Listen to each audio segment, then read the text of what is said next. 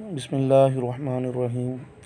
عزیز طلباء، کل ہم نے سبق ہجرت نبوی کے 2 پیراگراف کی تشریح پڑھی تھی۔ آج تیسرے پیراگراف کی اور چوتھے پیراگراف کی تشریح دیکھتے ہیں۔ سبق ہجرت نبوی میں سے یہ پیراگراف لیا گیا ہے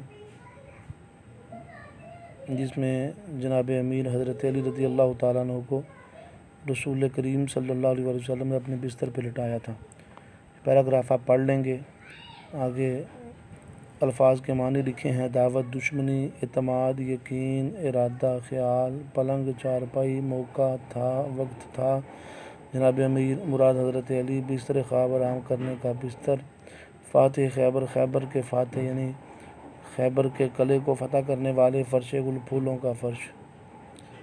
تشریح: معروف اسلامی محقق مولانا شبلی نعمانی ہجرت نبی صلی اللہ علیہ وسلم کے حوالے سے ہجرت رسول کا تذکرہ کر رہے ہیں اور تشریح طلب اقتباس یعنی پیراگراف کے آغاز میں لکھتے ہیں کہ اہل قریش نبی صلی اللہ علیہ وسلم سے بے پناہ دشمنی رکھتے تھے۔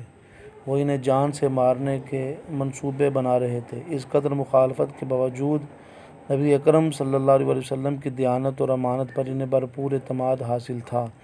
اگر کسی شخص کو اپنی زائد چیزیں یا مال کسی کے سپرد کرنا ہوتا تو ان کا پہلا انتخاب آپ صلی اللہ علیہ وسلم کی ذات ہوتی تھی۔ اس کی وجہ یہ تھی کہ آپ پورے عرب میں 2 ناموں صادق اور امین سے خاص شہرت رکھتے تھے۔ بقول شاعر: کردار کا یہ حال، صداقت ہی صداقت، اخلاق کا یہ رنگ کہ قرآن ہی قرآن۔ پورے مکہ کے امیر و غریب اپنی امانت نبی صلی اللہ علیہ وسلم کے سپرد کرتے تھے۔ وہ اپنی امانتوں کو سب سے محفوظ تصور کرتے تھے۔ جب چاہتے تھے وہ آپ صلی اللہ علیہ وسلم سے اپنی امانتیں واپس لے لیتے تھے۔ ہجرت کے وقت بہت سے لوگوں کی امانتیں آپ صلی اللہ علیہ وسلم کے پاس محفوظ تھیں، اس لیے آپ کو ان کی فکر بھی تھی۔ آپ چاہتے تھے کہ وہ امانتیں کسی طرح سے حقداروں تک پہنچ جائیں۔ حدیث نبوی ہے: جس میں امانت داری نہیں اس میں ایمان نہیں۔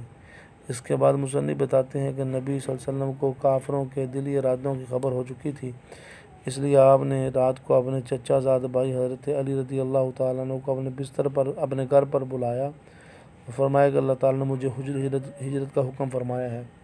میں صبح سویرے اپنے دوست ابو بکر صدیق رضی اللہ تعالیٰ عنہ کے ساتھ ہجرت کے لیے روانہ ہو رہا ہوں۔ آپ ایسے کرنا کہ میرے بستر پر سو جانا، صبح اٹھ کر سب لوگوں کی امانتیں ان کو واپس کر دینا، پھر خود بھی ہجرت کر کے مدینے چلے آنا۔ بے شک قرآن مجید میں حکم ہے، امانتیں امانت والوں کو لوٹا دیا کرو۔ آپ صلی اللہ علیہ وسلم نے حضرت علی رضی اللہ تعالیٰ عنہ سے فرمایا کہ علی تم رات میرے بستر پر سو جانا۔ ایسے حالات میں آپ کے بستر پر سونا نہایت خطرناک تھا۔ حضرت علی کو اس بات کا علم ہو چکا تھا کہ کافر آپ کو جان سے مارنا چاہتے ہیں اور وہ پورے ارادے سے آپ کے گھر کو گھیر چکے تھے، اس لیے آج کے روز آپ کے بستر پر سونا اپنے آپ کو قتل گاہ میں لے جانے والی بات تھی۔ لیکن حضرت علی نہایت بہادر اور شجاع تھے، اس لیے آپ نے اپنی خوش بختی جانا کہ آپ کو پیارے نبی کے بستر پر سونے کا موقع مل رہا تھا، اس لیے آپ کے لیے قتل گاہ پھولوں کا فرش بن چکا تھا، جس پر آپ نے نہایت اطمینان اور سکون سے رات گزاری۔ علی ابن ابو طالب کو حاصل تھا سکون دل، نبی کا حکم ماننا تھا، علی سوئے تھے بستر پر۔ چوتھا پیراگراف: تشریف آوری کی خبر مدینے میں پہنچ چکی تھی، تمام شہر ہمدن چشمِ انتظار تھا۔ یہ پیراگراف سبق کے آخری حصے سے لیا گیا ہے، اسے آپ پڑھ لیں گے۔ تشریف آوری، آمد مبارک، ہمدن پوری توجہ سے، چشمِ انتظار کرنے والی آنکھ، حسرت ناکام آرزو، تڑکے صبح سویرے، اہل عرب والے۔ تشریح: معروف اسلامی محقق علامہ شبلی نعمانی ہجرت نبوی کا تذکرہ لکھتے ہوئے تشریح طلب اقتباس کے آغاز میں لکھتے ہیں کہ مدینہ کے لوگوں کو پہلے ہی پتہ چل چکا تھا کہ آپ چند دنوں تک مدینہ تشریف لانے والے ہیں، اس لیے لوگوں کے اندر جوش و خروش پایا جاتا تھا۔ شہر کے تمام لوگ پوری توجہ سے انتظار کر رہے تھے، ان کی آنکھیں ہمیشہ ان راستوں کو دیکھتی رہتی تھی جو مدینہ کی طرف آتا تھا، اس لیے انتظار روز بروز بڑھتا جا رہا تھا۔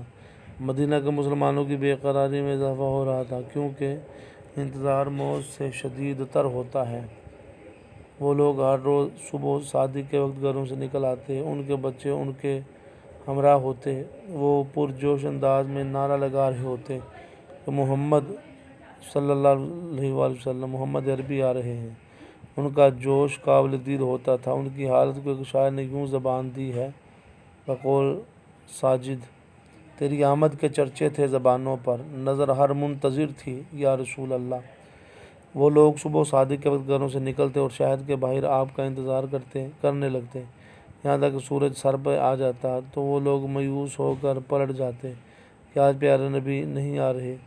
ایسا ہی ایک دن تھا، لوگ انتظار کر کے واپس جا چکے تھے کہ ایک یہودی عالم قلعے میں بلندی پر بیٹھا مشاہدہ کر رہا تھا کہ اچانک پکار اٹھا، عرب والو، تم جس ہستی کا انتظار کرتے تھے محبوب وہ آ گیا ہے۔ یہ سننا تھا کہ سارا شہر اللہ اکبر کے نعروں سے گونج اٹھا۔ تمام لوگ گھروں سے نکل کر آپ کے استقبال کے لیے مدینہ کے داخلی راستے کی طرف چل پڑے۔ سبھی نہایت خوش تھے، ان کی حالت قابل دید تھی۔ سبھی خوش تھے، نبی آئے مدینے میں تو سب نے پھول برسائے مدینے میں۔